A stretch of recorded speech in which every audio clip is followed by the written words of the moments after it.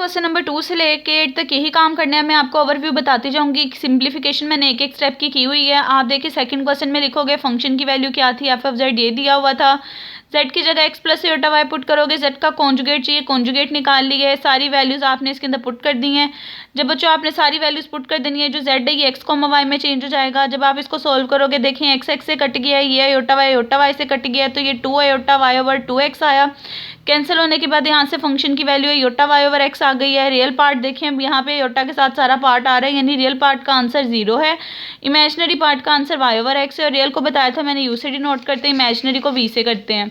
उसके बाद आप देखें आपको क्वेश्चन के अंदर जो इस पॉइंट को लिमिट अप्रोच कर रही होगी वो वन प्लस एयोटा पॉइंट होगा। तो यहाँ से आपको होगे कि Z naught X naught plus iota Y naught की इक्वल होता है, यानी एक्स नोट की लिमिट 1 आई है, वाई नोट की 1 आई है।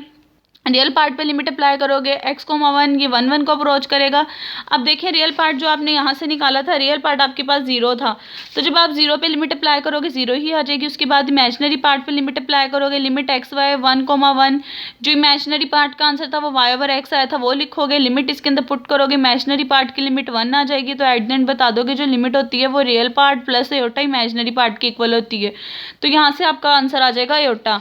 सिमिलरली बच्चों क्वेश्चन नंबर 3 करना है। इसमें भी आपको फंक्शन दे दिया हुआ है, आपने z कोई भी लेट कर लिया है, z कॉन्जुगेट निकाला है, मोड का स्क्वायर निकाला है। आपको पता है z का मोड जो होता है उसके ऊपर X square plus Y square के ऊपर अंडर उड़ाता है। अब स्क्वायर है तो ये खत्म हो जाएगा। आप वैल्यू पुट करोगे, रियल पार्ट अलग करोगे, इमेजिनरी पार्ट अलग करोगे, जो लिमिट दी हुई है वो लिखोगे, जिस पॉइंट को अप्रोच कर रहा था उसका रियल पार्ट अलग करोगे, इमेजिनरी पार्ट अलग करोगे, रियल पार्ट पे लिमिट अप्लाई करोगे, इमेजिनरी पार्ट पे लिमिट अप्लाई करोगे। एट द एंड दोनों के आंसर को U naught plus iota V naught के फॉर्म में लिखोगे तो आपका ये आंसर आ जाएगा। ठीक है बच्चों, इसी तरह आपके इसके बाकी क्वेश्चंस भी हैं जो आपके क्वेश्चन नंबर 8 तक होते हैं। देखें 4 क्वेश्चन में भी ये करना था। आपको फंक्शन दिया हुआ था, आपने सबसे पहले z लेट कर लिया है, आपने z स्क्वायर निकाला क्योंकि इमेजिनरी उसका चाहिए। z स्क्वायर निकालने के बाद इमेजिनरी पार्ट चाहिए, इमेजिनरी ले लिया। रियल पार्ट ऑफ z चाहिए, रियल पार्ट ऑफ z बता दिया x होता है। फंक्शन के अंदर वैल्यूज पुट की। अब क्वेश्चन में आपके पास आयोटा आ रहा है, कॉम्प्लेक्स नंबर अगर क्वेश्चन में आ रहा हो उसको उसके कॉन्जुगेट से मल्टीप्लाई डिवाइड करते हो ताकि रियल पार्ट को अलग कर सको, इमेजिनरी को अलग कर सको, इसलिए कॉन्जुगेट से मल्टीप्लाई डिवाइड किया। रियल पार्ट आपने उसके बाद देखे बच्चे अलग कर लिया, इमेजिनरी पार्ट अलग कर लिया। जिस पॉइंट को आपकी लिमिट अप्रोच कर रही थी वो जी नोट पॉइंट था, आपने लिख दिया वो वाला पॉइंट। वहाँ से रियल पार्ट की लिमिट निकाल ली, इमेजिनरी की निकाल ली। उसके बाद रियल पार्ट पे आपने लिमिट अप्लाई कर दी बच्चों, इमेजिनरी पार्ट पे लिमिट अप्लाई कर दी।